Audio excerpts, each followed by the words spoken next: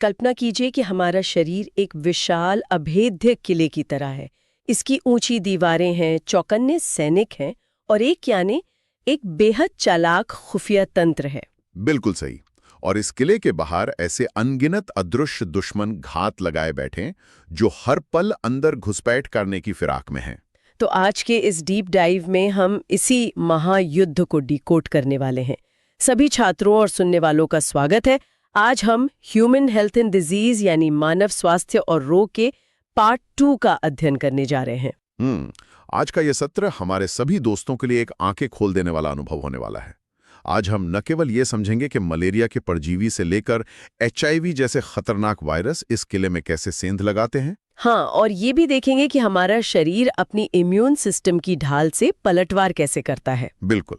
साथ ही हम ये भी समझेंगे कि कैसे कुछ नशीले पदार्थ या व्यसन हमारे ही मस्तिष्क के नियंत्रण कक्ष पर कब्जा कर लेते हैं। तो चलिए बिना देर किए इस किले के पहले घुसपैठिए का पर्दाफाश करते हैं। हाँ, चलिए अगली स्लाइड पर चलते हैं। देखिए, इस स्लाइड पर एक 3D ऑब्जेक्ट है। ये एक 3D लाल रक्त कणिका यानी RBC है जो बीच से फट रही है और उसमें से हंसिया के आकार के छोटे छोटे परजीवी बाहर की तरफ छिटक कर फैल रहे हैं।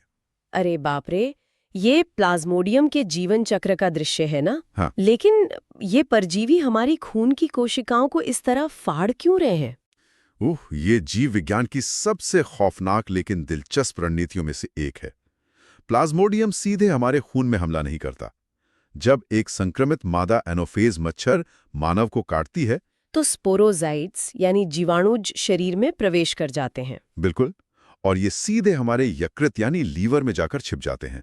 वहां ये अपनी फौज की संख्या बढ़ाते हैं और जब इनकी सेना तैयार हो जाती है तब ये RBC पर आक्रमण करते हैं। मतलब पहले छिपकर तैयारी, फिर सीधा हमला। हाँ, और जब RBC पूरी तरह भर जाती है तो वो फट जाती है। परजीवी वापस मच्छर में जाते हैं।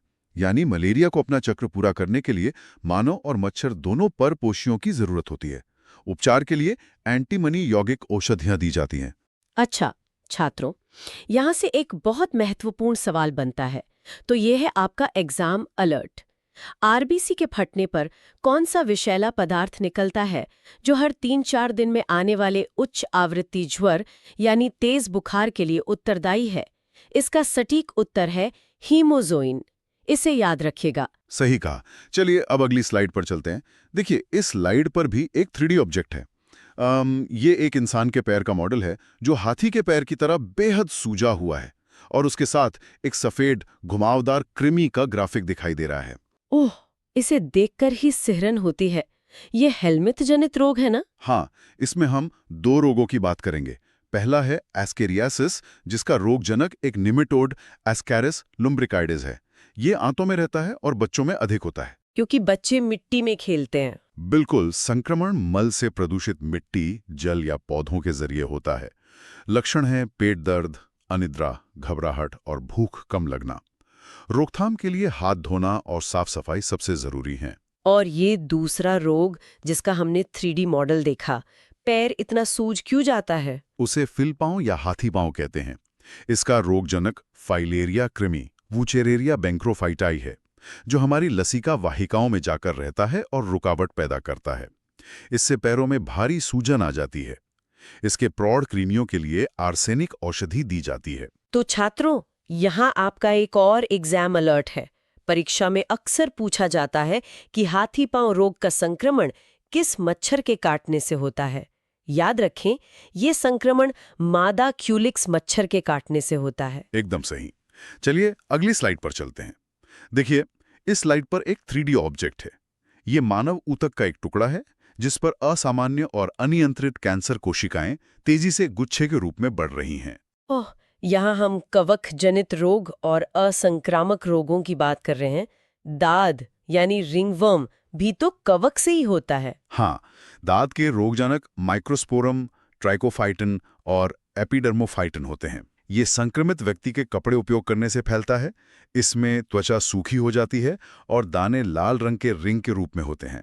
उपचार के लिए कवक रोधी क्रीम का इस्तेमाल होता है। और असंक्रामक रोगों में मधुमेह, गठिया, हृदय रोग आते हैं।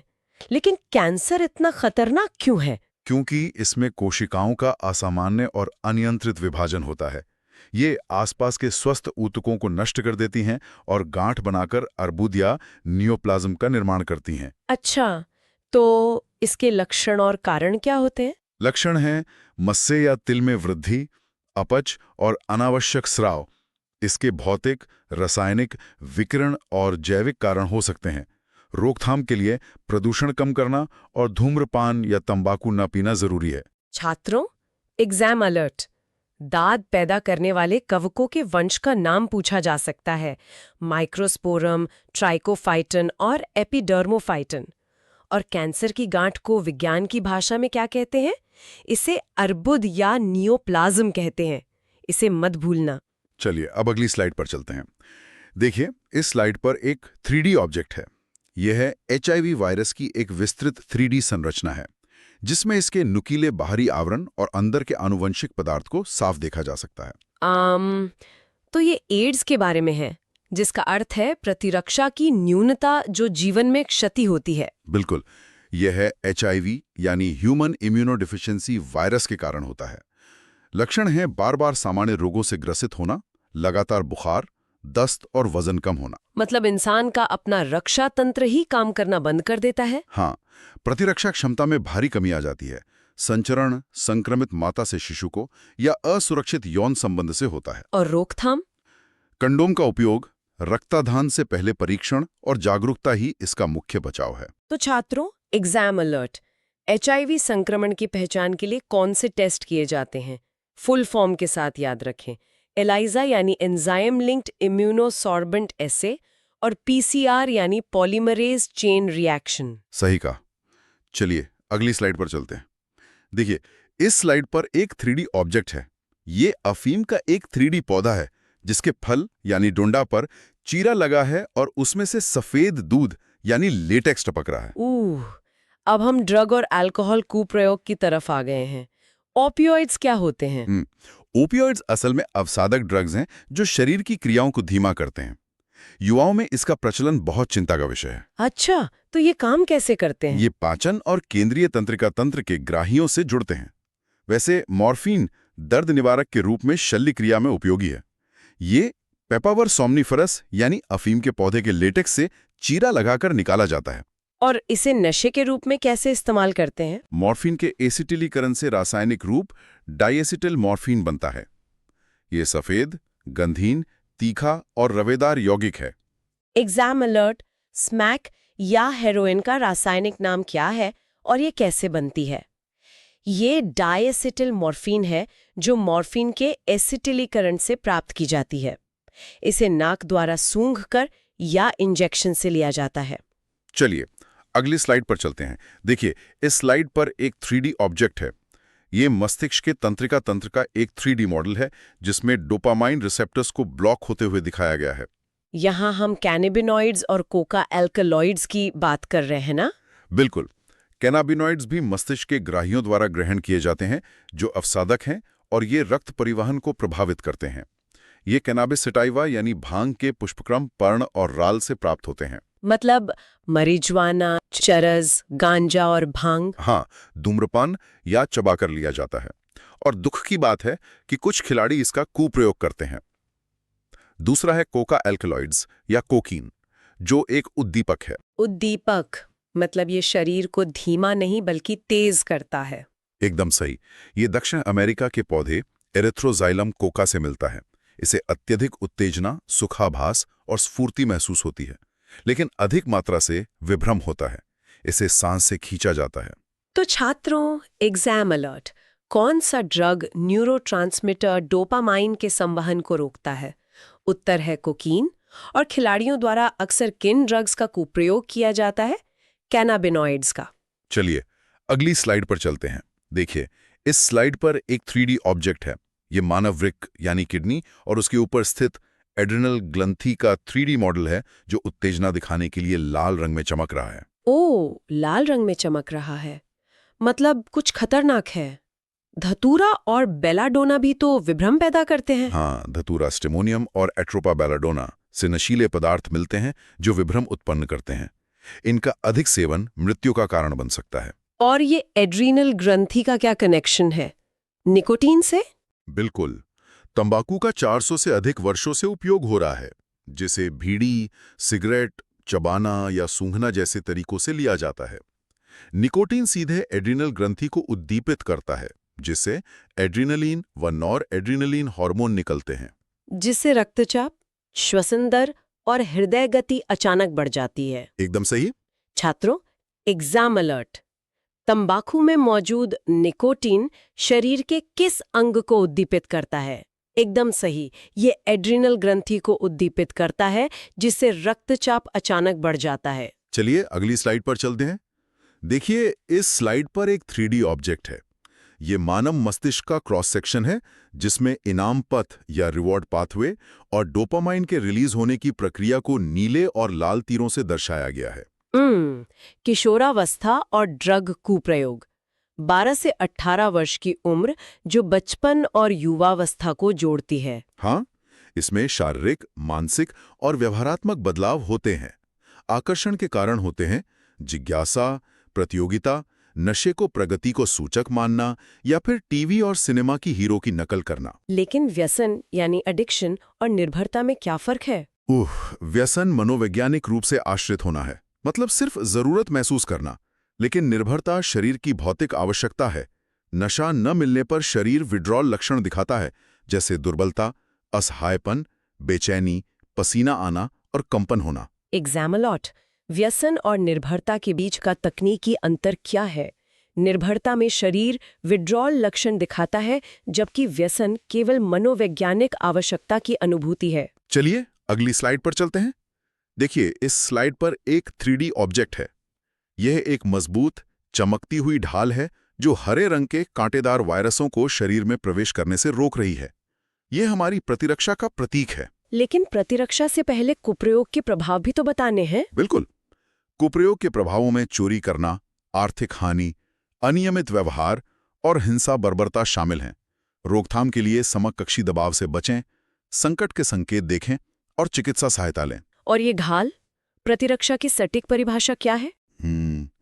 परिभाषा है शरीर की वह क्षमता जिसके द्वारा शरीर बाहरी पदार्थों की पहचान कर लेता है व उन्हें अपने ऊतकों को बिना क्षति पहुंचाए निष्प्रभावित, निष्कासित अथवा उपापचयित कर देता है।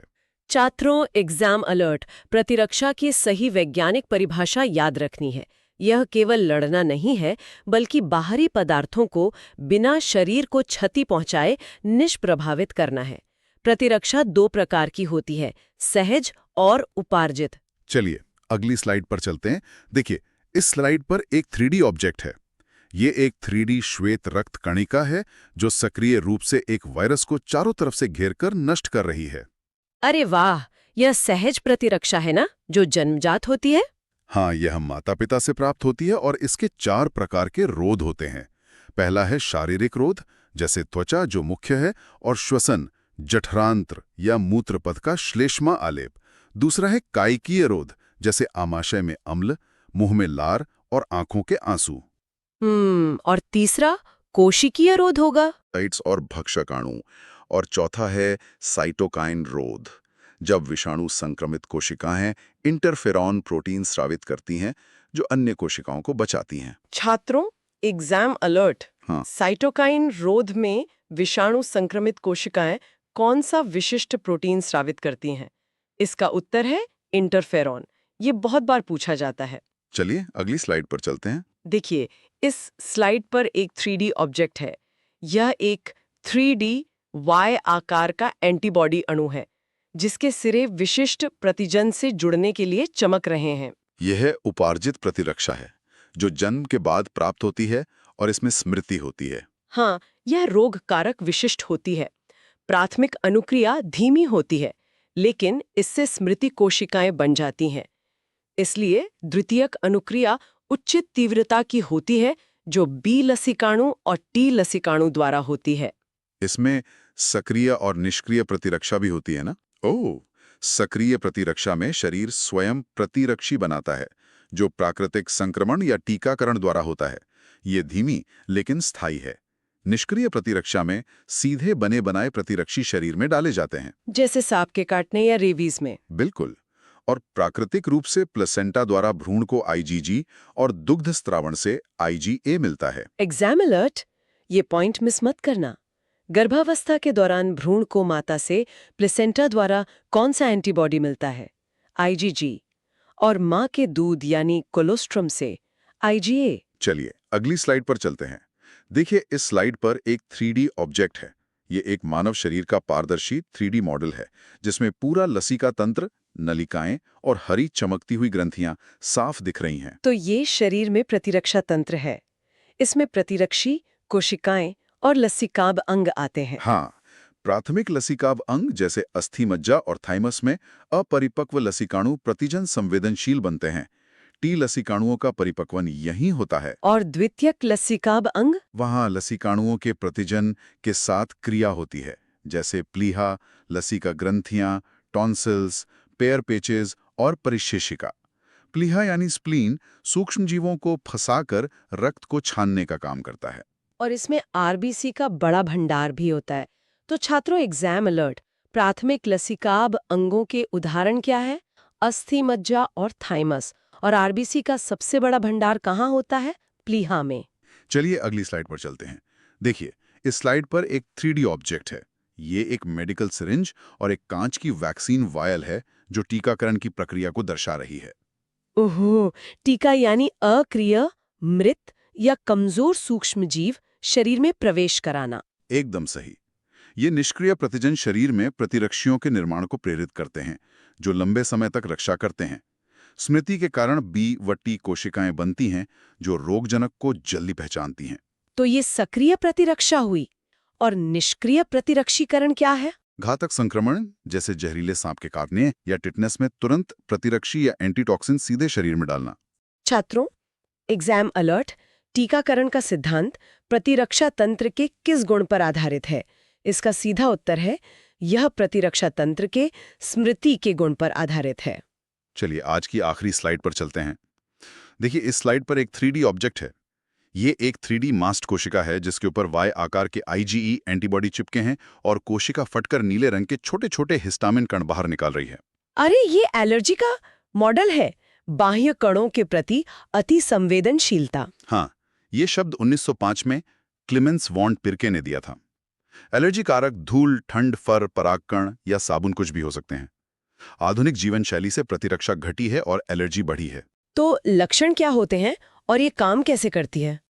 प्रतिजन मास्ट कोशिकाओं व बेसोफिल से जुड़ते हैं जहां आईजीई इम्यूनोग्लोबुलिन पाया जाता है।